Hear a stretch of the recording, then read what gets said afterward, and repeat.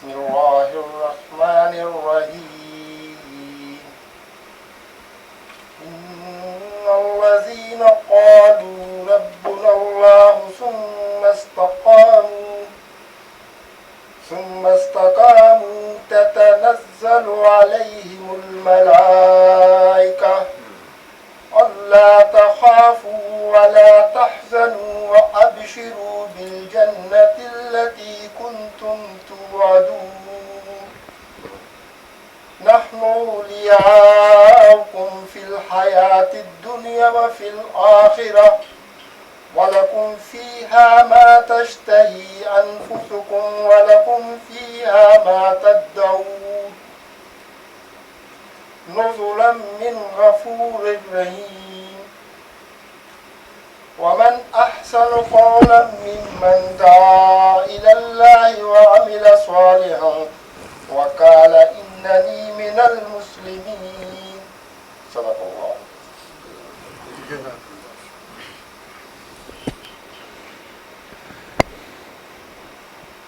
Bismillahirrahmanirrahim. Thank you very much, ladies and gentlemen. I welcome you all to this forum. Today we have arranged with us, and the resource person with us is Mr. Shamshad Haider. Thank you. Mr. Shamshad Haider he has been conducting such like sessions of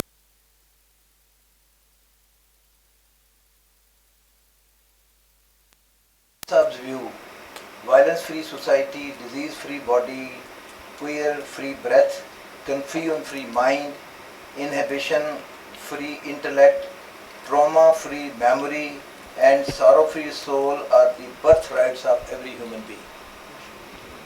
He has introduced a number of programs for different sections of the society. He has conducted workshops that can bring phenomenal change in the attitude of the people of Pakistan. Mr. Shamshad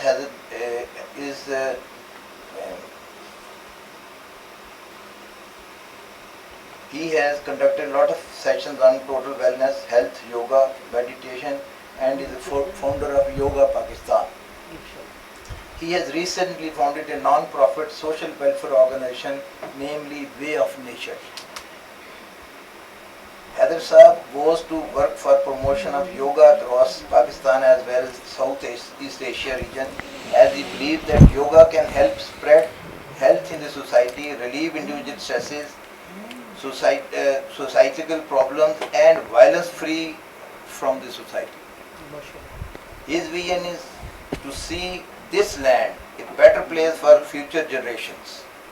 Yogi Haider says if he wants to change the fate and destiny of this country, we will have to create a stress-free society and stop being pessimistic. Haider Saab believes that spirituality enhances all positive human values. So with all said and done, I now hand you over to Mr. Shamshad Haider Saab. It's an honor for us to have him with us. And gentlemen, you must have a lot of questions and to answer. We will give you a lot of time to attend to the questions also, and especially after the end.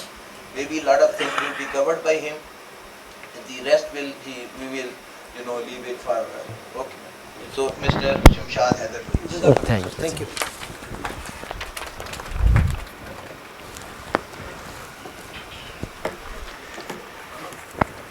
बिस्मिल्लाहिर्रहमानिर्रहीम।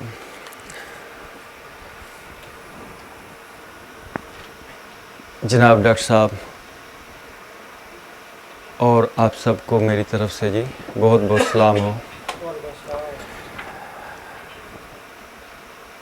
आज का ये जो हमारा programme है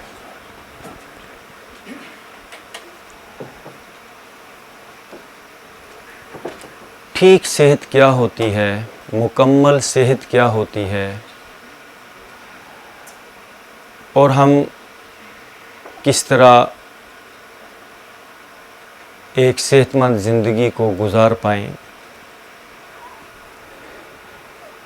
इस पे हम आज बात करेंगे। तो आपके सामने जो पहली बात सामने स्क्रीन पे आई है जी, लाइफ इज एनर्जी। जिंदगी के कई पहलू हैं। एक इंसान है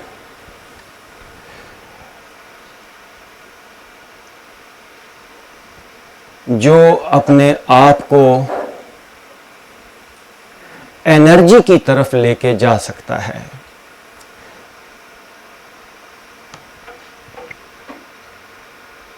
जानवर, तमाम किस्म के जानवर वो हैं,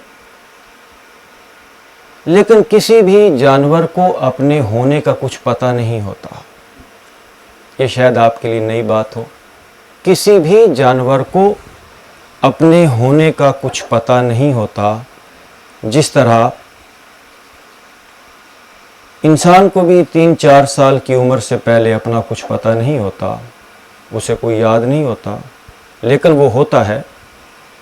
हम रात को नींद में सोए होते हैं, लेकिन हमें कुछ पता नहीं होता। एक इंसान है जिसको अपने होने का कुछ पता है, लेकिन ये पता मुकम्मल तौर पर हो सकता है। वो अपने आप को, जो लिखा है लाइफ इज एनर्जी, वो एनर्जी की हालत में अपने आप को ट्रांसफॉर्म कर सकता है, एनर्जी का तजर्बा कर सकता है, बाकी कोई नहीं कर सकता। जो बंदा जितना एनर्जी के करीब जाता है, 10%, 20%, इसकी जितनी लेयर्स को वो, जितनी परतों को वो खोलेगा, उतना उतना वो एनर्जी होता चला जाएगा, उसकी लाइफ उतनी इंप्रूव होती चली जाएगी। आगे जो बात लिखी है, it's inside you and it has to be discovered.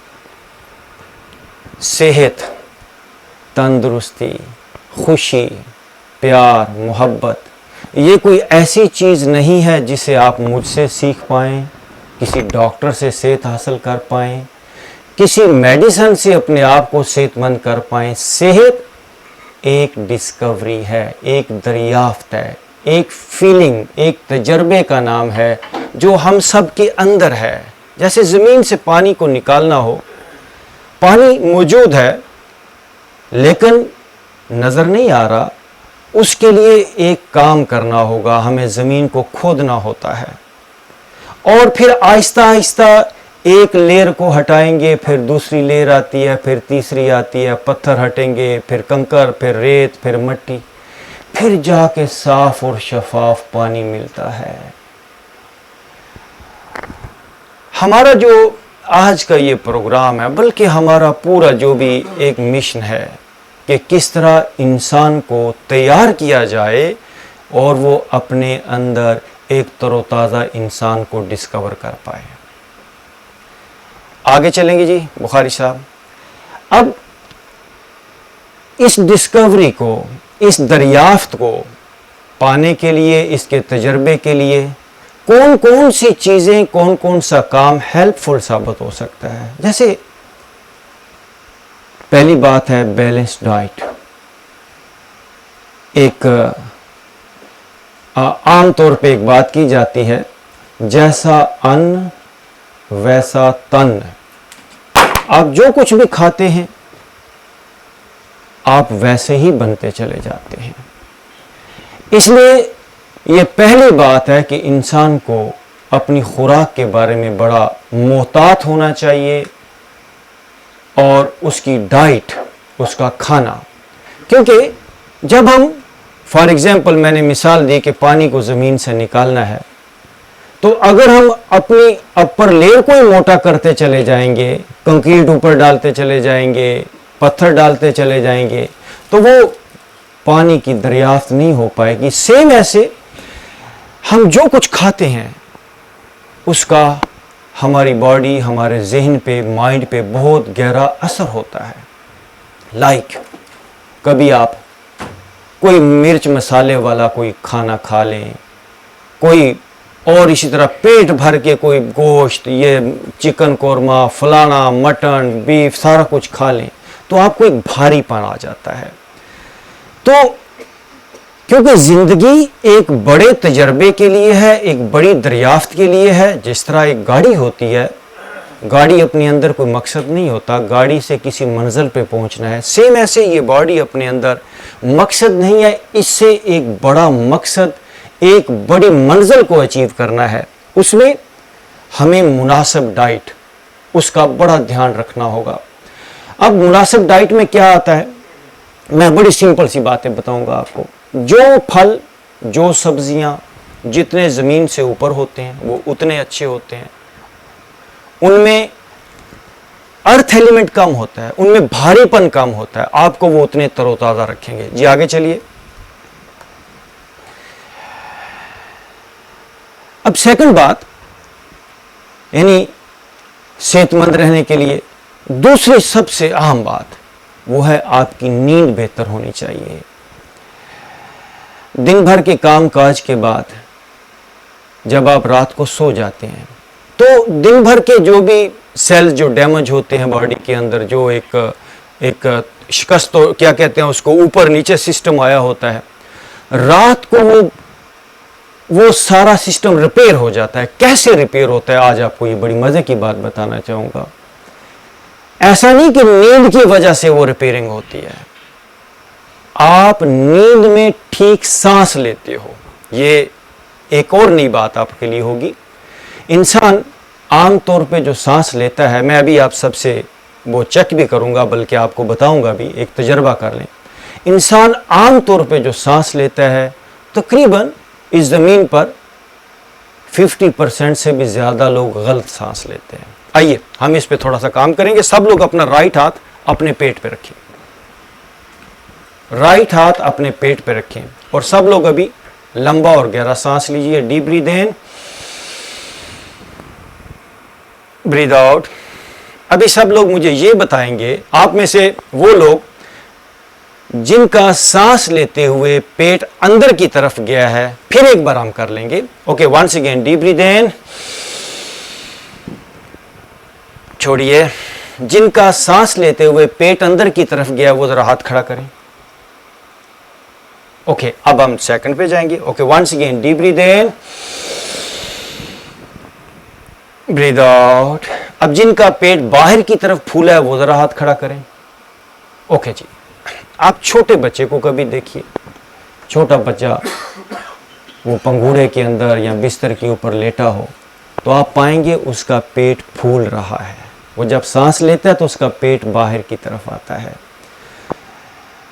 और रात को जब इंसान सो जाता है तो वो उसका पेट ठीक तरह से बाहर की तरफ फूलता है, उसका सांस ठीक चलता है। और हमारी बॉडी के अंदर जो लाइफ फोर्स का फंक्शन है, जापानी ज़बान में एक लफ्ज़ है वो कहते हैं टंडेन, हारा, चाइनीज़ में उसको टंडेन कहते हैं। ये नाफ के नीचे एक सिस्टम है, अगर आप सांस को पेट तक नहीं लेकर जाएंगे वो एनर्जी एक्टिवेट नहीं होगी। तो रात को क्या होता है, जब हम सो जाते हैं तो हमारा सांस ठीक चलता है और सुबह को जो आप फ्रेश होकर उठते हैं सिर्फ इसी वजह से कि रात आप स्ट्रेस फ्री सांस लेते हैं। दिन में जब इंसान सांस लेता है तो वो तनाव के अंदर होता है। तो नींद, और वो भी अच्छी नींद। और नींद का एक और बात आपको बता दूं, नींद का मकसद कोई 8-10 घंटे सोना नहीं होता, नींद का मकसद आराम होता है। और बाज लोग इस दुनिया में ऐसे भी हैं जो 1 घंटा भी अगर उस स्टेट ऑफ माइंड के अंदर चले जाते हैं तो उनको 8-10 घंटे की नींद की जरूरत नहीं रहती। आगे चलेंगे जी। गुड स्लीप के बाद गुड एक्सरसाइज, ये जरा तो जो तलबात है, मैं एक्सरसाइज का लफ्ज़ यूज नहीं किया बल्कि इसके साथ गुड एक्सरसाइज, जिम की एक्सरसाइजेज, दंड बैठक और बहुत ज़्यादा लंबी चौड़ी वॉक, बहुत ज़्यादा वज़न को उठाना, इस पे बड़े रिजल्ट हमारे सामने आए। जो लोग भी 10-10 किलोमीटर वॉक करते हैं उनके घुटने ख़राब हो जाएंगे। जो लोग भी बहुत ज़्यादा जिम की एक्सरसाइजेस करेंगे, वज़न उठाएंगे, उनको भी जॉइंट पेन, मस्कुलर पेन होना शुरू हो जाएगा। तो मुनासिब एक्सरसाइज, ठीक एक्सरसाइज। अब ठीक एक्सरसाइज क्या है? ठीक एक्सरसाइज के 3 हिस्से हैं। आगे चलेंगे जी। नंबर 1, इससे आगे चले जाएं जी। 3 एक्सरसाइजेस के, ये जो ठीक एक्सरसाइज है उसके 3 हिस्से। Number 1, physical postures. जब हम दिन भर रूटीन लाइफ के अंदर रहते हैं, सड़क पर चल रहे हैं, दफ्तर में हैं, डेली की फैमिली लाइफ है, तो आपकी बॉडी के अंदर आपकी सोचों और आसपास के माहौल से आप जो अल्फाज सुनते हैं, जो चीज़ देखते हैं, इस सब के असरात आपकी बॉडी के अंदर आते हैं। जिस तरह आपके कंप्यूटर के अंदर, मोबाइल के अंदर डाटा आता है, और जैसे वो डाटा बढ़ जाता है तो आपको वो डाटा बाकायदा साफ़ करना पड़ता है, कंप्यूटर स्लो हो जाता है आपका। इसी तरह जब बॉडी के अंदर डाटा ज़्यादा हो जाता है, क्योंकि आपकी बॉडी प्रॉब्लम नहीं, ये ज़रा गौर से सुनने वाली बात है, इंसान की बॉडी अपने आप के अंदर एक सुपर डिवाइस है। सुपर, ये नेचर से आती है। सारी प्रॉब्लम आती है माइंड से। माइंड और माइंड, ये इंसान की सारी प्रॉब्लम्स की बुनियादी वजह है। यानी थॉट्स, पास्ट और फ्यूचर के ख्यालात जो इंसान सोचता है, इसके बहुत गहरे असरात आते हैं। तो फिजिकल स्ट्रेचिंग, जैसे फ्रोजन शोल्डर है। अब फ्रोजन शोल्डर के पीछे जो बुनियादी वजह है, हम इसको समझते नहीं, हमने कभी इस पे वर्क नहीं किया, अपने ऊपर ध्यान नहीं देते। इसकी वजह जो डाटा है, जो सोचे हैं, जो हालात वाक़यात हैं, जो प्रेशर है, वो आपके कंधों पे आ जाता है और हम उसको नाम दे देते हैं फ्रोजन शोल्डर्स का। लाइक बॉडी के मुख्तलिफ हिस्से मुख्तलिफ सोचों से मुतासर होते हैं। जैसे बहुत ज़्यादा कोई बड़ा सदमा हो गया तो कभी किसी ने ऐसे सीने पे हाथ नहीं रखा। सदमे में लोग हमेशा ही कमर पे हाथ रखते हैं, कहते हैं लो जी हमारी तो कमर टूट गई। रियली ऐसा होता है कि कमर के ऊपर एक प्रेशर आता है। कमर के ऊपर मेरे पास लोग आते हैं, मैंने ऐसे लोगों को देखा बाकायदा बेल्ट बांधा होता है। कोई सदमा हो गया, कोई नुकसान हो गया बिजनेस में, कोई फैमिली मेंबर बिछड़ गया, तो कमर के ऊपर गहरे इफेक्ट्स आते हैं। अब उस कमर के प्रेशर को कैसे दूर किया जाए? गोलियों से ये काम नहीं होने वाला। मेडिसिन का अपना रोल है, वो एक रिलीफ देती है, लेकिन परमानेंट बीमारी रिलीज नहीं होती है। इसी तरह आपका सीना, आपकी जो भी इमोशनल थॉट्स हैं उससे मुतासर हो जाता है। दिल, सीना जकड़ा जाता है, कहते हैं लोग ये दिल बैठने लग गया है। इसी तरह बहुत गहरी फिक्र हो, परेशानी हो, तो लोग ऐसे सर पे हाथ रखते हैं, सर भारी हो जाता है। तो ये जो फिजिकल स्ट्रेचिंग है in different direction to make body flexible, like forward bending, back bending, side bending, etc. There are hundreds of exercises जो आपकी बॉडी को वापस तरोताज़ा कर देती हैं, फ्रेश कर देती हैं। जो भी प्रेशर आया, जो भी थॉट से, जो भी सोचों से प्रेशर आया बॉडी के ऊपर, और बॉडी आपकी डायरेक्ट विक्टिम बनती है हालातों वाक़यात की। लेकिन बॉडी अपने आप के अंदर एक सुपर डिवाइस है। अगर आप इसको प्योर कर लेते हो, वापस साफ कर लेते हो, जिस तरह कपड़े को धोया जा सकता है, लेकिन कपड़े को धोने का लोगों को पता है, बॉडी को, क्योंकि कपड़े, मुझे एक बात याद आ गई। मेरे घर के पास ही एक वर्कशॉप है, तो उसमें व्हील अलाइनमेंट का, गाड़ियों का काम करते हैं वो। तो कभी कभी मैं भी वहाँ पे जाके देखता हूँ या गाड़ी लेके जाता हूँ, तो 50-50 लाख की गाड़ी में से लोग निकलते हैं, वो व्हील अलाइनमेंट और उसकी सारा वो बैलेंसिंग ये करा रहे होते हैं, और उनका अपना बैलेंस आउट होता है। जो गाड़ी में से बंदा निकल रहा होता है, क्योंकि गाड़ी के ऊपर 50 लाख रुपया खर्च किया, उसकी फिक्र होती है, और ये बॉडी उसको फ्री में मिली है। आप उस वक्त तक परफेक्ट हेल्दी नहीं हो सकते जब तक आप अपनी बॉडी पे आए हुए जो प्रेशर्स हैं, वो जो माइंड से आते हैं, वो जो सोचों से आते हैं, जो मैंने कहा माइंड नेचर ने आपको नहीं दिया, ये अल्लाह ने नहीं दिया। माइंड आपका अपना बनाया हुआ है। Mind comes from society. आपका फ्रेंड सर्कल, और आपकी बॉडी ये नेचर से आती है। लेकिन जैसा जैसा आपका माइंड बनता है, जैसा हालात वाक़यात पेश आते हैं, जैसी सोसाइटी है, जैसे फ्रेंड सर्कल है, नेगेटिव थिंकिंग है, डिप्रेशन है, परेशानी है, तो उसके प्रेशर आपकी बॉडी के ऊपर आते चले जाते हैं। तो हम बॉडी के ऊपर जितने भी प्रेशर आ जाए, ज़रा गौर से सुनिए, क्योंकि लास्ट पे एक बात हम आपको वो दिखाएंगे भी, जितने भी प्रेशर आ जाए, मैं कहता हूं हिमालयन पहाड़ जितना भी कोई प्रॉब्लम इस बॉडी पे आ गया, अगर आप ठीक वर्कआउट करें, मैं सिर्फ फिजिकल पोस्चर की अभी बात नहीं करूंगा क्योंकि अगला हिस्सा भी बाकी है, आप ठीक वर्कआउट करें। मुझे फर्स्ट टाइम इसका तजर्बा कब हुआ कि इंसान की बॉडी के अंदर कोई भी प्रॉब्लम आ जाए, उससे निकला कैसे जा सकता है। मैं सऊदी अरेबिया में था, ये बात है 1991 की। मुझे पता चला कि डॉक्टर साहब भी सऊदी अरेबिया में रहे हैं, तो मुझे दर्द हुआ जी अपेंडिक्स का, यहाँ पे पेट में राइट साइड पे। मुझे फ़ौरन King Fahd Medical Institute Medina Munawwara, I was in Medina Munawwara, तो मुझे वहाँ पर लेकर गया। तो उन्होंने कहा जी आपका तो ऑपरेशन होगा। मैंने कहा यार मेरा दर्द ठीक करो, अगर कर सकते हो तो ऑपरेशन मैं नहीं कराऊंगा, कोई इसको ठीक करो। उन्होंने कहा जी इसका और कोई इलाज नहीं, आपको ऑपरेशन ही करना होगा। मैंने कहा नहीं, बड़े भाई से मैंने कहा, वो मेरे साथ गया, मैं ऑपरेशन नहीं कराऊंगा।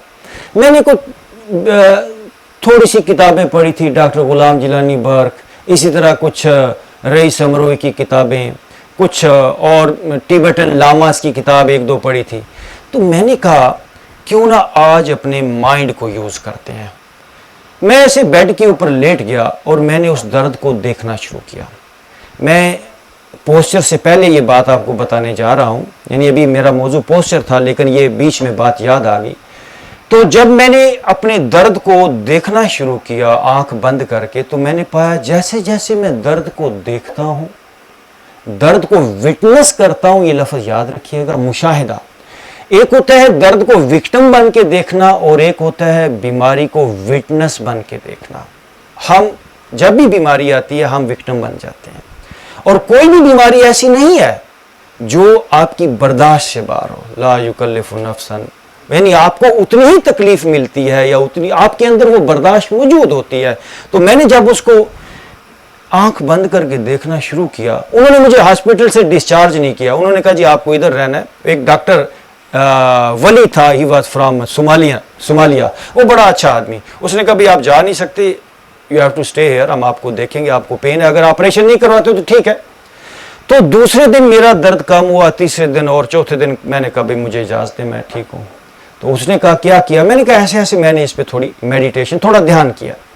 तो उस दिन मुझे ये पता चला कि फिर इस आर्ट को प्रॉपर तरीके से सीखा जाए। फिर मैंने एक हदीस पढ़ी कि इल्म हासिल करने के लिए चाहे चीन जाना पड़े तो चले जाओ। फिर मैं रुका नहीं, मैं चीन चला गया।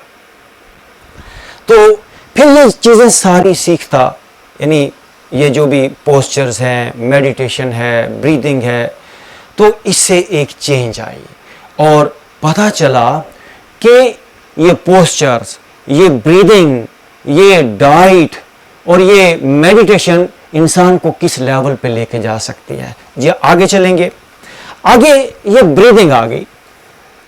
पूरी दुनिया के अंदर इंसान अपने फेफड़ों का 30% भी यूज नहीं करता, शायद कोई थोड़ा बहुत इससे ज्यादा हो। हम सांस ही गलत लेते हैं। चाइना का एक टीचर हुआ लाओ त्से, आपने शायद नाम सुना होगा। उसने सारी जिंदगी एक ही बात बताई, बल्कि मैं भी आज आपको ये बात बताने जा रहा हूं कि सांस को कोशिश किया करें दिन के अंदर, जब आप खाली पेट हो, अकेले में बैठ के पेट से सांस लें, इसको बाईपास करें सीने से, यानी सीने को छोड़ें, बोलें आप पेट तक सांस को लेकर जाएं।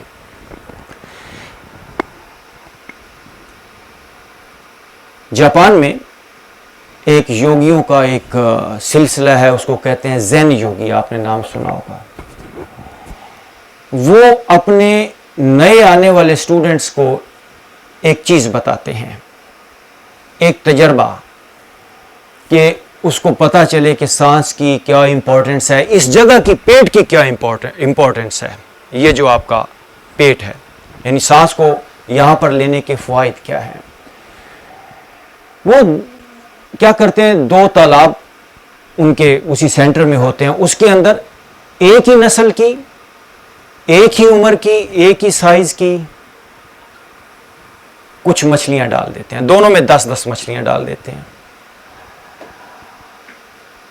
और उनको एक ही तरह का खाना दिया जाता है। लेकिन एक छोटा सा फर्क करते हैं, एक तालाब के अंदर ऐसे दरमियान में एक स्टिक खड़ी कर देते हैं, कोई लकड़ी की स्टिक सेंटर में बिल्कुल, और एक तालाब को एज इट इज छोड़ देते हैं।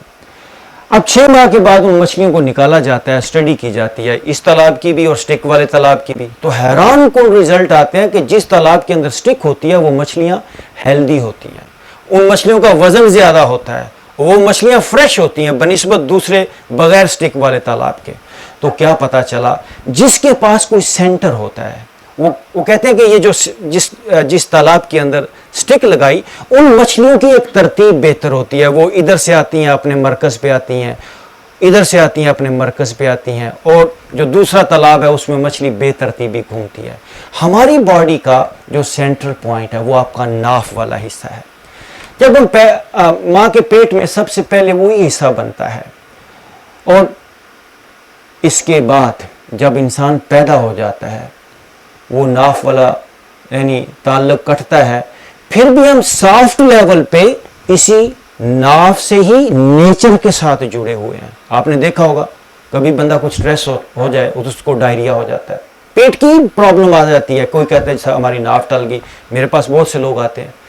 ये हिस्सा इतना अहम है, मैं आज आपको 2 छोटी छोटी इसकी एक्सरसाइजेस बताऊंगा कि how to fix this area, इसको कैसे बेहतर किया जाए। तो जब आप सांस लेते हैं तो इस जगह पे ध्यान रखते हुए सांस लें, ये आपका सेंट्रल पॉइंट है आपकी बॉडी का। तो आपको अगर परफेक्ट हेल्दी रहना है, अभी मैंने थोड़ी देर पहले आपसे कहा कि यहां पे हाथ रख के सांस लें, हमने बच्चों पे काम किया। जो बच्चे ठीक सांस लेते हैं, जिनका पेट बाहर फूलता है, वो ज़हीन होते हैं, और जिनका पेट अंदर की तरफ जाता है वो ठीक तरह से काम नहीं कर पाते, वो उतने फ्रेश नहीं होते जितना दूसरा बच्चा। तो सांस, पूरी दुनिया के अंदर लोग ठीक तरह से सांस भी नहीं लेते और अपने लंग्स का भी प्रॉपर तरीके से इस्तेमाल नहीं करते। तो there are many breathing exercises जो हम बताते हैं, जिसमें डीप ब्रीदिंग है, जिसमें अल्टरनेटिव नॉस्ट्रल ब्रीदिंग है। चंद एक एक्सरसाइजेज हम आपको आज बताएंगे। ओके जी, नेक्स्ट मेडिटेशन। ये बड़ा अहम मौजू है, one of the most important. अगर मैं मेडिटेशन के लफ्ज को ये कहूं कि मुकम्मल आराम, कंप्लीट रेस्ट।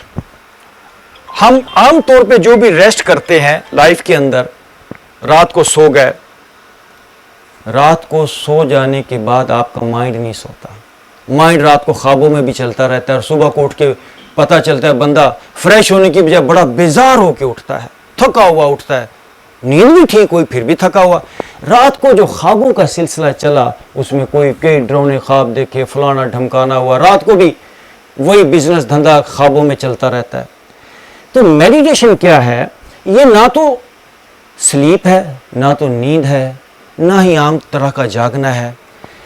जब आपका माइंड और बॉडी दोनों रेस्ट में होते हैं, दोनों रेस्ट में होते हैं, दोनों ठहर जाते हैं, स्टिल हो जाते हैं। जैसे एक गिलास पानी के अंदर मट्टी मिक्स की हो, थोड़ा गदला हो, तो उसको हम हिलाते रहें तो वो गदलापन एज इट इज रहेगा, लेकिन उसको स्टिल करके रख दें, उसको रोक दें, तो क्या होगा? मट्टी नीचे बैठती चली जाएगी और पानी शिफाफ होता चला जाएगा। अगर आपने अपने वजूद को शिफाफ करना है, अगर आपने सुपर हेल्थ को अचीव करना है, ये लफ्ज़ याद रखिएगा, सुपर हेल्थ। मैं कोई दवाइयों वाली हेल्थ की बात नहीं कर रहा, वो सारा का सारा काम चला हुआ है, वो गुजारा मुजारा है, ये हॉस्पिटलों के इलाज। आपकी सेहत आपके अपने हाथ में है और डिस्कवरी है, और आपने ये समझा कि शायद जो है वो ऐसे सेहत मिल जाएगी। बल्कि इकबाल के शेर से मैं ये बात समझाना चाहूँगा, जो मैंने पहले बात बताई कि ज़िंदगी एनर्जी है, इकबाल कहता है जिंदगानी की हकीकत कोहो कन के दिल से पूछ। वो फरहाद था ना, फरहाद, उसको कोहकन से इकबाल ने कहा जिंदगानी की हकीकत कोहकन के दिल से पूछ, जुए शीर तेशाओ संगे गरा है जिंदगी। जिंदगी ऐसे नहीं मिल जाती, सेहत ऐसे नहीं मिल जाती, खुशी ऐसे नहीं मिल जाती, पीस ऑफ माइंड। हम जिस तरह प्याज होता है ना, प्याज की लेयर्स होती हैं, एक ऊपर छिलका फिर अंदर छिलका। ओ किसी फकीर ने कहा ना, घूंघट के पट खोल रहे तुझे पिया मिलेंगे। हम कई घूंघट्स के अंदर बंद हैं। तो जुए शीर तेशाओ संगे ग्रां है जिंदगी। आपको थोड़ा कोहकन बनना पड़ेगा, आपको अपने अंदर विच गोता मार गवासी हो।